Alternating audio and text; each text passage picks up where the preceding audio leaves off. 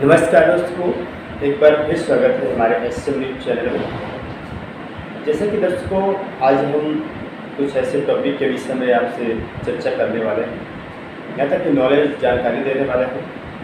जैसे कि आज का दिन जाना जा रहा है महर्षि वाल्मीकि की जयंती के अवसर पे। यहाँ तक कि बहुत सारे गवर्नमेंट स्कूल, बहुत सारी संस्थाएँ बंद होंगी और आज हम विद्यालय में उपस्थित हुए हैं इस उद्देश्य को लेकर कि महर्षि वाल्मीकि की जो जयंती है उसको हम जानें और अपनों के बीच में शेयर करें।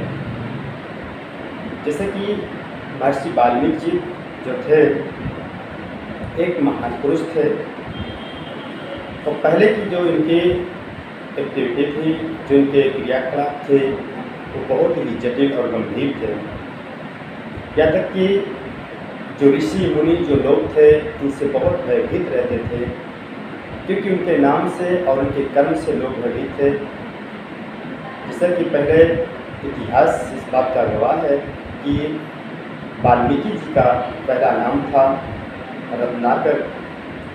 वो बहुत दूर पार करते थे, लोगों की हिंसा करना, ये सारी चीज़ें, उसमें बहुत सारी चीज़ें बुराइयाँ थी इनमें। लेकिन कुछ समय उपरांत उनका एक संपर्क किसी महापुरुष यानी एक ऋषि संत से हुई, जिससे कि उनके प्रभाव में आके या उनके ज्ञान के या संग के कारण उन्होंने अपनी दिशा को मोड़ लिया। आज हम वाल्मीकि जी को महर्षि नाम से जानते हैं, क्योंकि महर्षि हर किसी प्राणी को, मनुष्य शरीरधारी प्राणी को प्राप्त नहीं होती। महर्षि उसी को जो वास्तव में कुछ लायक उस कर्म या उसकी जो प्रतिष्ठा होती है उसके आधार पर उसको जानते हैं। महर्षि वाल्मीकि जी को ब्रह्म ऋषि भी कहा गया है। क्यों? क्योंकि उन्होंने ब्रह्म को जाना कि ब्रह्म कौन है, ब्रह्म की प्राप्ति के बाद क्या है, उसकी स्थिति क्या है, उन्होंने अच्छे से उसको जाना, इसलिए उनको हम ब्रह्म ऋषि भी कह सकते हैं और कहा भी जाता है। और एक महर्षि तो है, मतलब ऋषियों में श्रेष्ठ महर्षि वाल्मीकि जी। कहते कि उन्होंने ऐसी शक्ति अर्जित की दिव्यदृष्टियाँ उनको मिली, जो कि जो फ्यूचर था, फ्यूचर को देख के उन्होंने रामायण को, क्योंकि उन्होंने सतयुग में रामायण की रचना अपने ग्रंथ में हस्तलिखित कर दिया था कि ये रामायण की घटना ऐसे घटित होगी, ये स्थिति घटना मतलब रामायण की होगी। तो उन्होंने अपने दिव्य दृष्टि के कारण रामायण को पहले चित्रार्थ कर दिया। बाद में ये रामायण की जो घटना थी ये चली।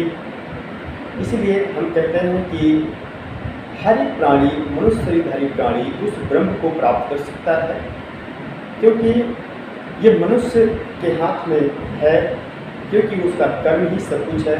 अगर वो कर्म के आधार पर जिस दिशा की ओर जाना चाहे तो जा सकता है और जो प्राप्त करना चाहे तो प्राप्त कर सकता है। जैसे कि बहुत सारे ऋषि मुनि आए, उन्होंने आध्यात्मिकता की ओर अपने कदम बढ़ाए और उन्होंने जो स्थिति की उन्होंने भक्ति की उस स्थिति को उन्होंने प्राप्त किया।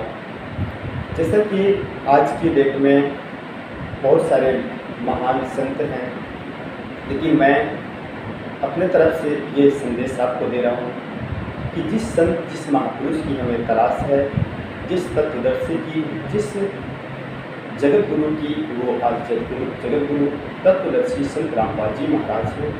उनके ज्ञान को परखें, जानें कि उनका ज्ञान क्या है, वो ब्रह्म क्या है। उस ब्रह्म के विषय में उन्होंने अपने पुस्तकों के माध्यम से, अपने सत्संगों के माध्यम से उन्होंने बहुत अच्छे से चित्रार्थ किया है, डिफाइन किया है सारे ग्रंथों को लेके। तो आप भी बुद्धिजीवी प्राणी हैं, शिक्षित समाज है आज का, इस चीज़ को ज़रूर अमल करें और जानने की कोशिश करें कि वास्तव में वो सच्चाई क्या है, जो आज तक हमें हमसे छुपी रही। जो वाल्मीकि जी ने जो प्राप्त किया वो चीज़ आज हमें मिलना चाहिए, हमें भी अग्रसर होना चाहिए। इसलिए हम सभी देशवासियों से, सभी अपने जगत के भाइयों से, जितना हमारा जगत है, संसार है, सभी से कहना चाहेंगे कि आप भी उस महान ऋषि महर्षि वाल्मीकि जी की तरह आप भी अपनी दिशा को, अपने कर्मों को बदलिए और उस स्थिति को प्राप्त करिए। जैसा कि कहा गया है कि ब्राह्मण सो जो ब्रह्म को जाने, पंडित सो जो पिंड की जाने। यानी कि जो किसी भी जाति धर्म मजहब से हो, ये मैच नहीं करता।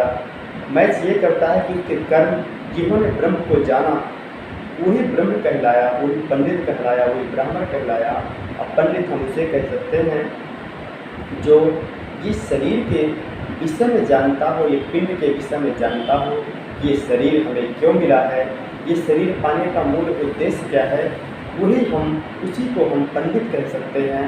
इसका जो शरीर का, इस बॉडी का, इस पिंड का जो दुरुपयोग करता है वो पंडित नहीं कहलाता, वो सही दिशा देने वाला मार्गदर्शक नहीं हो सकता। इसलिए हम अपनी दिशा को सही तरीके से हमें उस दिशा को जाना चाहिए जो हमारे लिए सार्थक हो, जिस दिशा को हमें निश्चित कर रखा हो, इसलिए उसमें सफलता हमें अवश्य मिलती है। नमस्कार, जय हिंद, जय भारत।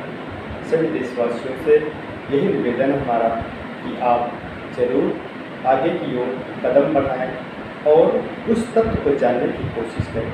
नमस्कार।